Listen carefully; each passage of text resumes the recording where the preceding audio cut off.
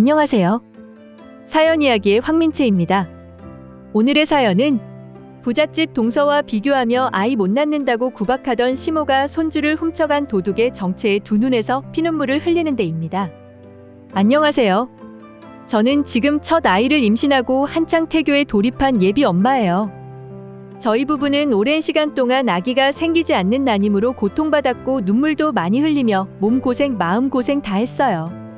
그래서 지금 찾아와준 아기 천사가 더욱더 소중하게 느껴지네요. 이야기가 오기 전까지 참 힘든 일이 많았는데 저희 부부의 이야기를 한번 해보고 싶어요. 기억을 되살려서 한번 처음부터 이야기해 볼게요. 저는 태권도 도장을 운영하시는 부모님 밑에서 태어났어요. 어릴 때부터 자연스럽게 태권도를 접하고 배웠고 단도 차례대로 다 땄죠. 엄마는 남자의 가치 억세졌다고 가끔 놀리시지만 그래도 저는 건강 면에서나 체력 면에서나 아주 만족합니다. 그리고 덕분에 대학도 체육 관련된 쪽으로 진학했고요. 저는 대학생 때부터 주짓수 도장에서 아르바이트식으로 학생들을 가르쳤어요. 완전 전문적인 선수들까지는 아니고 주로 어린 아이들이나 학생들을 가르쳤었죠. 어린 아이들은 아무래도 무서운 덩치를 가진 선생님들보다는 여자 선생님이 지도해주니까 더 좋아하더라고요. 남편은 대학생 시절에 만나서 연애를 시작했습니다. 좋은 회사에 취업해서 성실하게 일했고 사람 선하고 착하고 배려심 깊은 좋은 남자였어요. 연애하고 나서 1년 넘었을 때부터 함께 미래를 계획했고요. 저는 대학 졸업하고 나서 도장에 정식 사범으로 취업해 일을 했습니다. 강사 같은 거죠. 제 일에 자부심도 있었고 무엇보다 제가 가르친 학생들이 저를 좋아하는 모습을 보면 행복했어요. 그러나 이유는 잘 모르겠지만 그게 어른들 눈에는 그렇게 좋은 직업이 아니었나 봐요. 결혼 준비 과정에서부터 제 시어머니는 저를 못마땅하게 보셨습니다. 처음 인사 갔을 때 제 직업을 들으시고 나서부터요. 뭐? 주짓수 도장? 그거 싸움질 아니야? 엄마는 무슨 말을 그렇게 해? 싸움이라니? 장인 어른도 태권도 도장 운영하시고 엄연히 대학 때부터 열심히 공부하고 해서 취업한 거야. 스포츠라고. 스포츠는 무슨. 여자가 얌전히 남편 내조하고 살림 잘하면 됐지. 결혼하면 주위에 복이 남사스러워서 어쩌니? 그만둘 거지? 뭘 그만둬? 이거 일이야. 내가 내 와이프 커리어 망치고 나 내조만 하라고 하면 내가 뭐가 돼? 남편이 격하게 제 편을 들어서 더 그랬는지도 몰라요. 어머님은 결혼 준비 과정 내내 예단, 예물, 결혼식장 등등 관련해 다 불만을 토로하시며 노골적으로 저를 미워하셨습니다. 정말 결혼 깰까 싶기도 했지만 남편이 중간에서 어머님에게 큰 소리도 쳐가면서 저를 잡아서 그럴 수도 없었어요. 남편이 그러면 어머님은 더 저를 미워하셨겠지만요. 우여곡절 끝에 결혼을 했습니다. 결혼하고 나서 내가 정말 더 잘해야지라고 생각하면서 힘내려고 했어요. 지성이면 감천이라고 내가 잘하면 어머님도 마음이 풀어지실 거라고 생각했었죠. 저희 부부는 아이를 좋아하고 연애도 오래 했어서 아이 계획을 빨리 세웠어요. 거의 결혼한 지 3달 정도 후부터 아이 가지고 싶다, 임신 계획 세우자라고 시작했던 것 같습니다. 양가에도 저희는 아이 빨리 가지려고요 라고 말씀을 드린 적도 있었고요. 건강검진에서 저희 둘 다 아주 깨끗하게 나왔고 둘 다 술, 담배 일절 안 하고 남편은 운동도 바쁜 와중에 틈나는 대로 했어요. 저야 뭐 직업이 운동이니까 상관없었고요. 남편도 정자수도 좋고 제 자궁도 건강하다고 했었습니다. 그런데 임신은 되지 않았죠. 처음에 시도했던 달에 실패했을 때는 대수롭지 않게 생각했어요. 그래 한 번에 되는 걸 바라는 것도 욕심이지 생각했죠. 그러나 한 번 실패하고 2번 실패하고 이상하리만치 아이가 오지 않았어요. 양가 부모님께는 아이 계획한다고 말씀드려놨는데 소식은 없으니 어른들이 많이 물어보셨습니다. 어머님이 특히 물어보셨어요. 너희 아이 가진다고 하지 않았어? 소식 없니? 아, 계속 시도는 하는데 실패하네요. 걱정 마세요. 더 노력할게요. 어머님, 너 몸 관리 제대로 하는 거니? 건강한데 왜 애가 안 들어서? 어머님은 제게 평소에 일절 관심도 없으시고 시큰둥하시더니 점점 제 임신을 붙들기 시작하셨습니다. 전화하셔서 이건 먹어봐라 저걸 해봐라 몸 관리는 잘하냐 네가 못하니까 애가 안 들어선다 하시면서 스트레스를 많이 주셨어요. 남편과 시간을 쪼개 난임병원에도 가보았어요. 그런데 그 병원에서도 두 분 다 정말 건강하신데 이상하네요.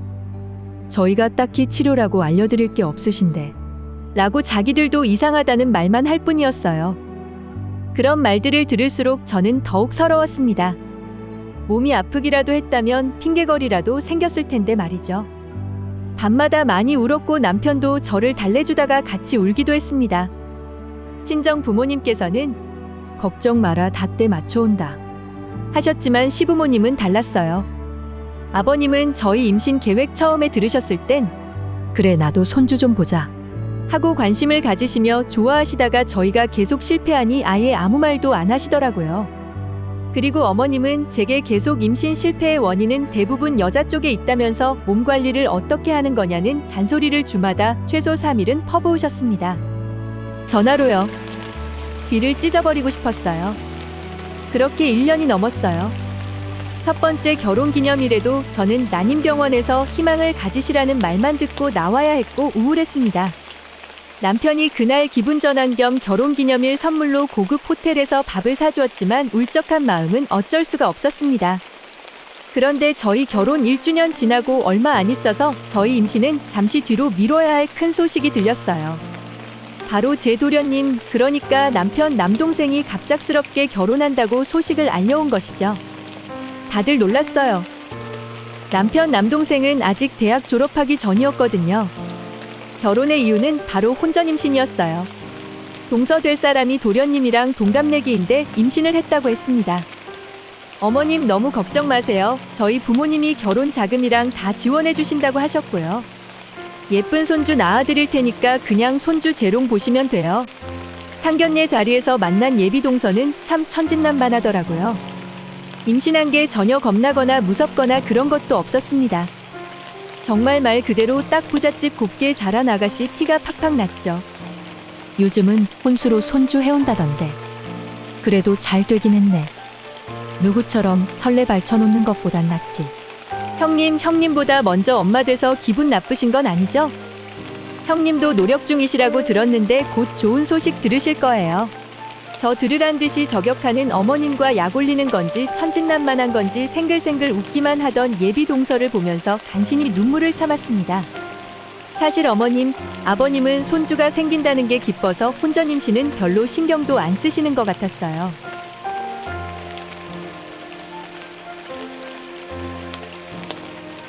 결혼 자금은 부잣집 예비 동선에 부모님이 넉넉하게 지원해 주시고 신혼집도 얻어주셨어요. 그렇게 급하게 결혼식 올리고 도련님은 결혼을 하게 되셨습니다. 동서는 부잣집 딸인 만큼 걱정 없이 편하게 임신 기간을 보냈어요. 사실 본인이 본인 부모님 돈으로 편하게 지내는 건 좋은데 등 터지는 건 저였습니다. 형님, 저번에 가족 식사에서 먹은 잡채 형님이 하셨었죠? 그게 너무 땡기는데 한번 해다 주시면 안 돼요? 형님, 저 태교용으로 그림 하나만 그려주세요. 저번에 형님이 그리셨다는 그림 너무 예쁘더라고요. 형님, 첫 조카인데 옷 한 벌은 해주실 거죠? 제가 봐둔 브랜드가 있는데 알려드려도 될까요? 정말 임신 못하는 사람 약 올리는 것도 아니고 처음에는 과하다 싶은 건 거절했어요. 그런데 그 다음날 바로 어머님 전화가 오시더라고요. 너는 동서가 임신했다는데 그걸 못 해주니? 왜 너는 못 가지고 동서가 먼저 가져서 서러워? 그럼 너도 몸 관리 잘해서 얼른 가지던가 해야지 니치하게 질투야. 정말 서러워서 울음 터지려던 거 꾹 참았네요. 제가 아이 못 가지는 걸로 맘고생하는 걸 다들 알면서 그걸 철저하게 이용하는 것 같았습니다. 10달 후 조카가 태어나고 나서는 더욱더 그랬어요. 조카니까 보러 가서 애써 웃으며 예쁘다 하고 가까이 가서 보려고 하는데 어머님이 순간 제 등짝을 퍽 때리셨습니다. 남편도 놀라고 저도 놀랐어요. 애를 낳아봤어야 알지 그렇게 머리 들이밀었다가 화장품 가루 떨어지면 어쩔 거야. 아무튼 무식해가지고는. 그래서 애가 안 들어서지. 엄마 무슨 말을 그렇게 해? 내가 유진이한테 그런 말 하면 안 참는다고 했지. 너나 네 마누라 관리 잘해. 어쨌든 장남은 넌데 순서는 미뤄졌어도 너도 애는 가져야 할 거 아니야. 어머님, 형님 싸우지 마세요. 형님도 꼭 예쁜 아기 낳으실 거예요. 정말 동서구 어머님이고 마음 같아서는 한 대 때려주고 싶었지만 애써 참았어요. 집에 와서 밤에 몰래 우는데 남편이 미안해. 그런 소리 듣기 나 미안해. 나는 아예 없어도 돼. 우리 둘이 행복하면 되지 뭐. 라고 달래주더라고요. 남편한테도 미안해서 더 울었습니다. 그리고 1년이 지났어요. 조카 돌잔치도 치렀죠. 조카 외가가 돈이 많아서 그런가 호텔에서 아주 광나게 돌잔치 치렀습니다. 동서는 형님 첫 조카인데 금반지 하나 해주실 거죠? 숙모한테 선물 주세요. 해봐. 하면서 자기 아들 안고 와서 기세등등하게 제 앞에서 유독 돌아다니더라고요. 정말 죄 없는 아기까지 미워질 지경이었고 어머님은 큰아들 내가 먼저 해야 하는 건데 하며 저를 째려보시고 정말 기분 엉망이었습니다. 돌잔치 치르고 얼마 되지 않은 토요일이었어요. 남편은 출근하고 전 집에 있었죠. 전화가 와서 받아보니 어머님이었습니다.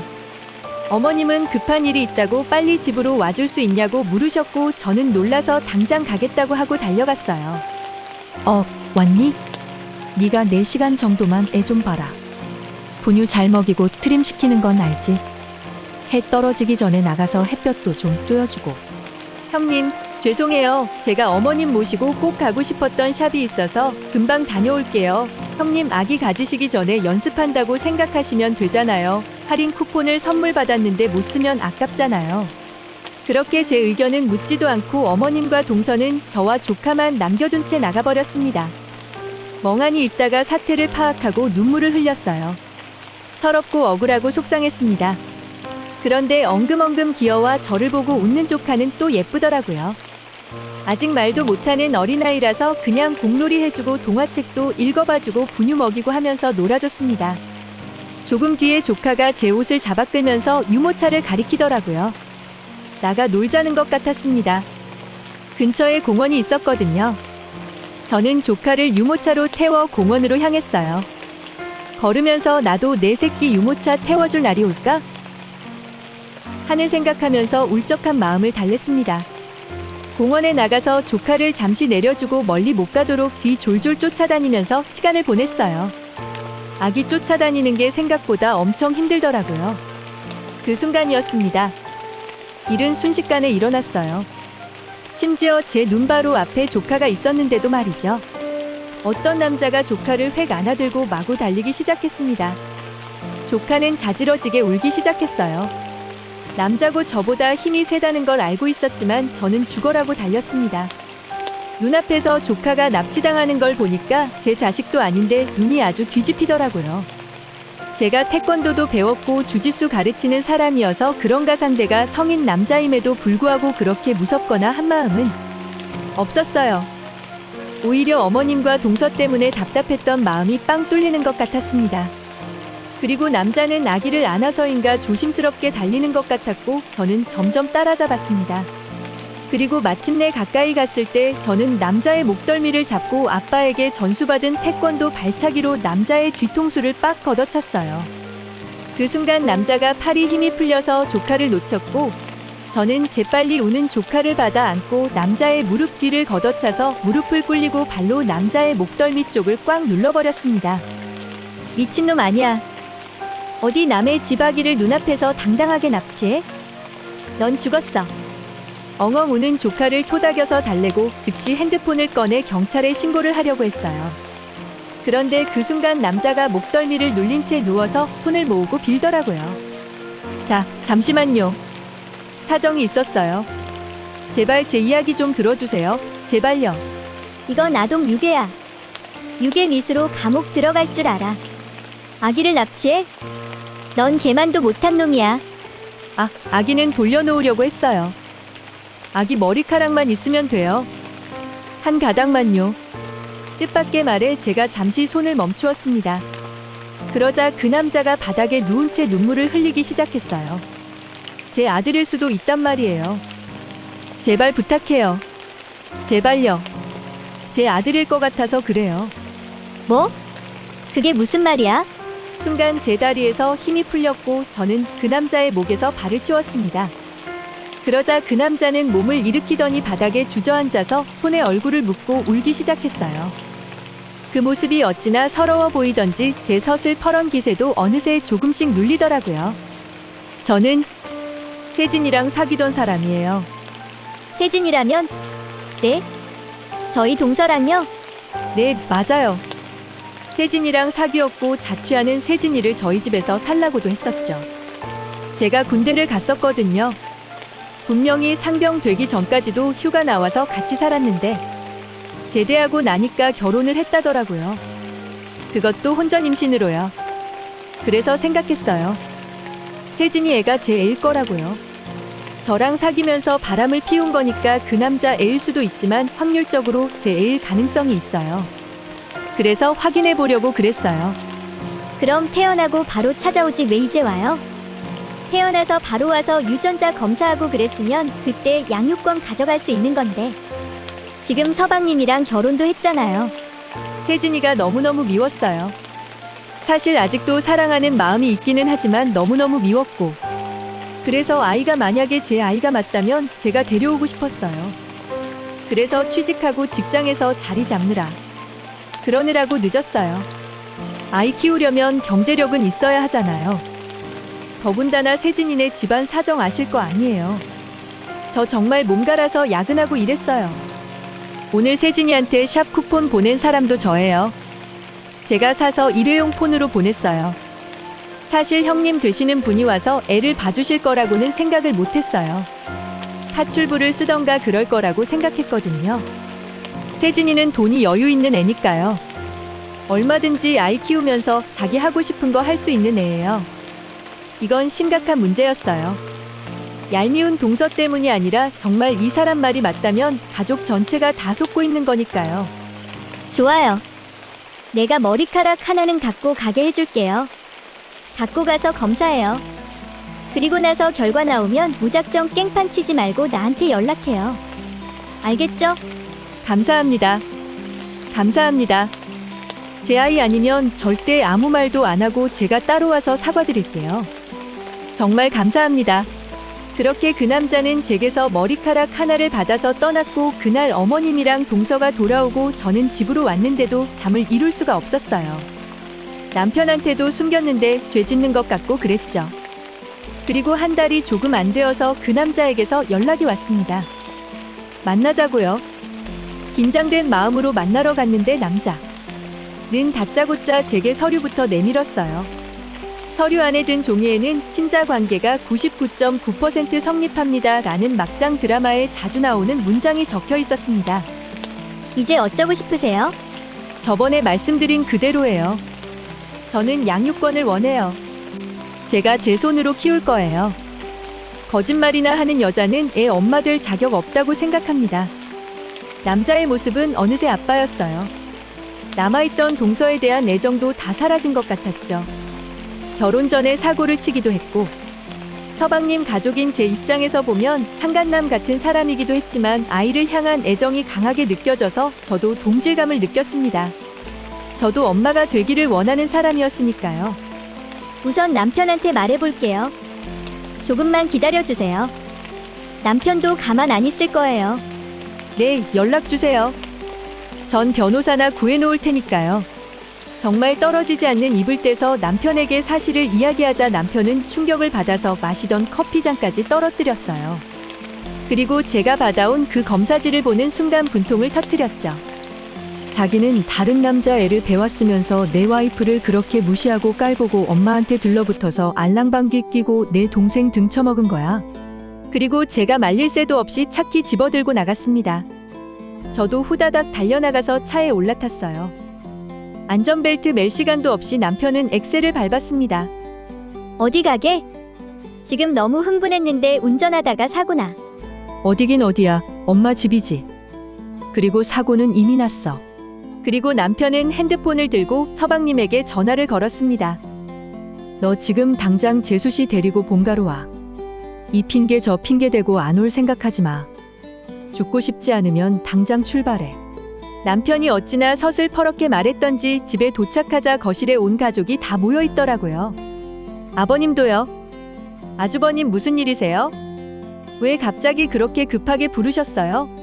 그래, 무슨 일이냐? 새애기가 애 친정에 급히 맡기고 왔다더라. 얼른 보내줘. 얼른 보내기는 무슨? 이거나 똑바로 읽어봐. 눈이 있으면 이거 읽어보라고. 남편은 제가 준 검사 결과지를 꺼내더니 돌돌 말린 그 종이를 동서 얼굴로 던졌습니다. 정말 퍽하고 맞았어요. 저도 시부모님도 서방님도 다 놀랐습니다. 아주버님, 지금 이게 무슨 짓이에요? 저한테 왜 그러세요? 형, 뭐 하는 짓이야? 큰애야, 이게 뭐 하는 거야? 재수 씨한테. 재수 씨는 무슨 파렴치한 계집애. 너 그동안 애 가지고 유세 떨면서 내 와이프 슬슬 약 올리고 마음에 일부러 상처 주고 한 거 내가 다 벼르고 있었어. 내가 몰랐을 줄 알아? 그래도 내 동생 애 엄마고 내 조카 엄마니까 참은 건데 이젠 안 참아. 소란을 틈타 옆에서 서방님이 종이를 주워서 펼쳐보셨습니다. 그런데 유전자 검사 결과지를 살면서 볼 거라고 생각을 했었겠어요? 종이의 정체를 몰라서 서방님은 한참 동안 그 종이를 탐색하듯이 들여다봐야 했습니다. 이게 뭐야? 이은호가 누구야? 그 이름을 듣는 순간 동서 얼굴이 하얘지더라고요. 그걸 본 순간 깨달았습니다. 동서는 일찌감치 아이 친아빠를 알고 있었을 거라는 걸요. 단지 자기한테 더 이득이 될 사람을 아이 아빠로 선택한 것이죠. 누구긴 누구야, 이 멍청아. 너랑 같이 사는 애기 친아빠지. 그동안 너 속은 거야. 장장 1년이 넘도록 속은 거라고. 아니, 우리 집안이 다 속았어. 이 사기꾼 계집애. 너는 이혼 소송 말고도 사기죄로 고소당할 각오해. 흥분한 남편 옆에서 제가 조용히 입을 열어 상황을 설명했습니다. 납치될 뻔한 조카를 제가 구한 이야기부터 바로 어제 남자를 만난 이야기까지요. 이야기를 듣는 어머님, 아버님 얼굴이 점점 하얗게 변하시더라고요. 하긴 이해는 가더랍니다. 혼수로 손주까지 데리고 온 부잣집 며느리가 지금껏 자기네들을 속였다는 건데 얼마나 충격이었겠어요. 따지고 보면 자기들 피는 하나도 안 섞인 손주를 예뻐한 거니까요. 그게 진짜냐? 사실이야? 아니지? 아니지, 세아가. 제가 거짓말하는 거지. 제가 자기 몸에 안 들어서니까 일부러 질투나서 모함하려는 거지. 내가 그런 여자들 좀 봤다. 우리 세아가는 그럴 사람 아니지? 어머님. 그게요. 사실은. 헛소리 그만해, 엄마. 아니긴 뭐가 아니야. 거기 검사 결과지 안 보여? 야, 정 그러면 너도 검사해봐. 네 애가 맞나 아닌가. 그리고 순간 남편이 서방님 뒤통수를 잡아 머리카락을 휙 뽑았어요. 서방님은 멍하게 계시고 동서 얼굴은 새빨개져 있고요. 정신 차려, 이 자식아. 네 형으로서 하는 말이야. 내가 내 동생 사기 결혼당해서 평생지애도 아닌 애한테 돈 쓰면서 사는 꼴 보기 싫어서 그런다. 이 애한테 돈을 써야지 왜 남의 집 애한테 돈을 써. 서방님은 한동안 머리카락을 쥐어뜯으며 아무 말도 하지 못했습니다. 동서는 서방님 팔을 붙잡으면서 애원하듯이 말했어요. 자기야. 내 얘기 좀 들어줘. 사실 사귈 때 걔 만난 건 맞아. 그런데 사실은 아버지, 엄마 유전자 검사해 볼게요. 그리고 결과 나오면 다시 말씀드릴게요. 그래, 잘 생각했다. 너 만약에 그 애가 네 애잖아? 형이 너하고 이 여자 앞에 무릎 꿇고 사과할 거니까 당장 검사해. 그날 그렇게 풍비박산이 난 집안을 두고 서방님과 동서는 집으로 돌아갔습니다. 어머님은 끝까지 저를 노려보시고요. 네가 내 순진한 아들 꼬셔서 이런 연극까지 계획한 거 내가 모를 줄 알아? 어디 감히 남의 집 귀한 손주를 모함해? 결과는 검사가 말해주겠죠. 만약에 정말 서방님 내 애 아니면 어머님도 저한테 무릎 꿇고 사과하실 각오하세요. 뭐야? 이게 어디서? 그만해, 엄마. 유진이 말 틀린 거 없어. 검사 결과 이미 다 나와 있는 거고 엄마도 유진이한테 사과할 준비나 해. 다시 3주 정도를 기다려 나온 결과는 역시나였습니다. 서방님은 자기 아이도 아닌 아이를 키운 거였어요. 저는 미리 알고 있었지만 다시 한번 확인하니까 정말 기가 막히더라고요. 두 번째 검사 때는 면역이 된 건지 약간 아침 드라마 실제로 보는 것 같은 기분도 들었고요. 동서는 검사 결과를 확인한 시부모님과 서방님 앞에 무릎을 꿇고 두 손을 모으고 싹싹 빌면서 울었습니다. 죄송해요. 죄송해요. 사실 그 사람이 부모님이 일찍 돌아가셨어요. 고아란 말이에요. 저희 집안 사정이랑 다 아시잖아요. 저희 부모님은 제가 고아랑 결혼한다고 하면 절대 결혼 허락 안 해주실 거였고, 애는 키워야 해서 그래서 민성이한테 결혼하자고, 네 애 가졌다고, 그래서 그런 거였어요. 아이를 지우기는 싫었어요. 정말이에요. 아이 때문에. 저는 엄마잖아요, 어머님. 어머님도 엄마니까 제 마음 아시잖아요. 흐느끼면서 무릎 꿇고 비는 동서 모습은 참 초라해 보였어요. 어머님은 정말 기절할 뻔하시고요. 그러나 아버님은 노발대발 하셨습니다. 뭐? 엄마? 지 애한테 그런 평생 갈 흉터 남기려고 한 게 어디 엄마 자격을 운우네? 영원히 사실을 감출 거라고 생각할 만큼 네가 우리 집안을 무시한 게지. 아버님, 잘못했어요. 그래도 우리 아기 예뻐해 주셨잖아요. 한 번만 용서해 주세요. 내 손주니까 예뻐했던 건데 내 손주도 아니었구나. 당장 변호사 섭외하고 이혼 준비나 해라. 그래도 네 말 맞다나 네 집안이 그렇게 대단한 집안이니 위자료 걱정은 안 해도 되는 게 얼마나 다행이냐? 아버님은 적극적으로 나서셔서 이혼을 추진하셨습니다. 물론 동선의 집안도 난리가 났죠. 아니 그 고아놈 애라고? 너 걔랑 헤어지고 김서방 만난 거 아니었어? 너 지금까지 애미 애비 다 속인 거냐? 동선의 친정 부모님도 까맣게 모르던 사실이었던 것이죠. 그래도 동선의 부모님은 동서만큼 배려 없고 무개념인 어르신들은 아니신 것 같더라고요. 네가 어떻게 부모한테 사기를 치냐느니 호적에서 팔 거라느니 하시면서 난리가 났다고 하시더라고요. 서방님이 제일 힘드셨을 거예요. 한동안 본가에서 지내면서 술만 드셨다고 합니다.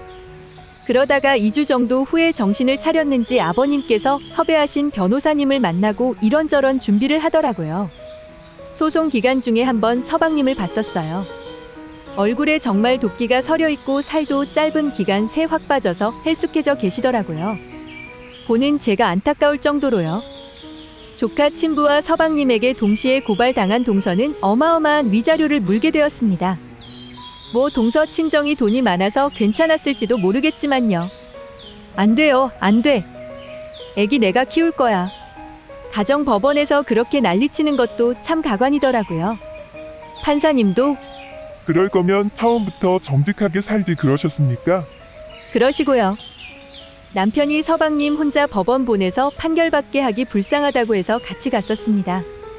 저는 사실 안 가도 되는데 판결 결과도 궁금하고 동서 모습도 궁금해서 따라갔어요. 속 시원해요? 지가 애 못 가진다고 남의 애 뺏어가니까 속 시원하냐고. 그러니까 애가 안 들어서지. 악에 받쳐 소리치는데 순간 남편이 동서의 멱살을 확 잡아채더라고요. 저도 깜짝 놀랐습니다.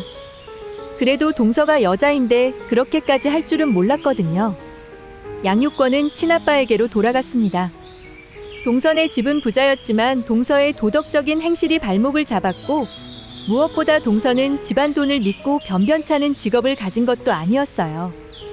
훗날 미래를 보았을 때 경제력이 있는 사람은 아빠 쪽이라고 판단한 거죠. 그리고 양육자 이외의 부모인 동서는 다달이 양육비도 지급해야 했어요. 그것도 친정집 사정상 어려운 건 아니겠지만요. 이혼 후에 한동안 서방님이 많이 힘들어했어요. 그런데 몇 달 후에 저희 집에 와서 인사하더라고요. 그동안 제 전처 언행 때문에 형수님 많이 힘드셨죠? 형도 미안해, 내가 사람 잘 못 본 탓이야. 아니다. 제일 힘들었을 건 넌데 그런 말 하지 마. 수척해진 서방님 모습에 저도 마음이 아팠습니다. 서방님은 아직도 힘들지만 열심히 극복해 보겠노라 하셨어요. 혼전 임신하고 철없이 결혼에 좋아하던 모습과 달리 상당히 철이 든 것 같았습니다. 집안 분위기도 많이 달라졌어요. 우선 어머님의 기세가 확 꺾였습니다. 함부로 제게 대하시지도 못하시고 임신 문제로 꼬투리 잡지도 못하셨죠. 손주 앞세워서 동서랑 차별하며 막대하신 건데 그 손주가 사라졌잖아요. 그리고 저는 갑자기 아버님의 사랑을 받게 되었습니다. 애 못 낳아도 좋고 안 낳아도 좋다. 우리 큰며느리처럼 진실되게 살아야지. 그 계집애였다면 못하는 임신도 속여서 했을 거야. 큰애기 봐라. 임신 못하면 못한다고 정직하게 말하지 않냐. 아버님이 그러시니 어머님은 제 앞에서 찍소리도 못하셨습니다. 뭐라 잔소리를 하시려고 하면 아버님께서 그 불효시 같은 계집애한테 했던 거 큰애한테 반이라도 해봐 하고 호통을 놓으셨거든요. 그러다 보니 어머님도 제게 잔소리를 멈추셨고요. 그런 일이 있고 3년이 넘은 지금에서야 저희 부부는 맘고생 끝에 아이를 가지게 되었습니다. 소식 들으시고 아버님은 너무 좋아하셨고요. 어머님도 맘고생 많았어 그리고 그동안 그렇게 대해서 미안하다고 하시더라고요. 사실 아직도 어머님에 대한 앙금이 다 풀린 건 아니에요. 그래도 마음속으로 죽도록 미워하고 싶은 마음이 들지도 않습니다. 그냥 상황이 평화로워진 것만으로도 만족하고 있어요. 임신 소식에 가장 기뻐한 건 뭐니 뭐니 해도 남편이고요. 남편이 그렇게 펑펑 우는 건 처음 봤네요. 서방님은 이혼하고 한동안 직장 생활만 열심히 하시면서 일에 미쳐서 사셨어요. 주위에서 젊은데 얼른 새 사랑 찾아야지. 돈 모아도 짝이 없으면 어쩌니? 라고 했지만 정말 죽어라 돈만 모으더라고요. 그런데 한 달 전에 저와 남편만 불러서 자기가 만나고 있다는 여자를 소개시켜 주었어요. 정말 참하고 좋은 아가씨더라고요. 서방님 말로는 결혼을 전제로 진지하게 만나고 있다고 해요. 조만간 좋은 소식 들릴 것 같습니다. 사람은 정말 뭐가 됐든 진실되게 살아야 하는 것 같아요. 앞으로 저도 태어날 아이랑 행복하게 잘 살겠습니다. 들어주셔서 감사드립니다. 영상을 시청해주셔서 감사합니다. 이메일로 사연을 보내주시면 영상으로 함께 의논하고 나누고 싶습니다. 그럼 오늘도 좋은 하루 되세요. 감사합니다.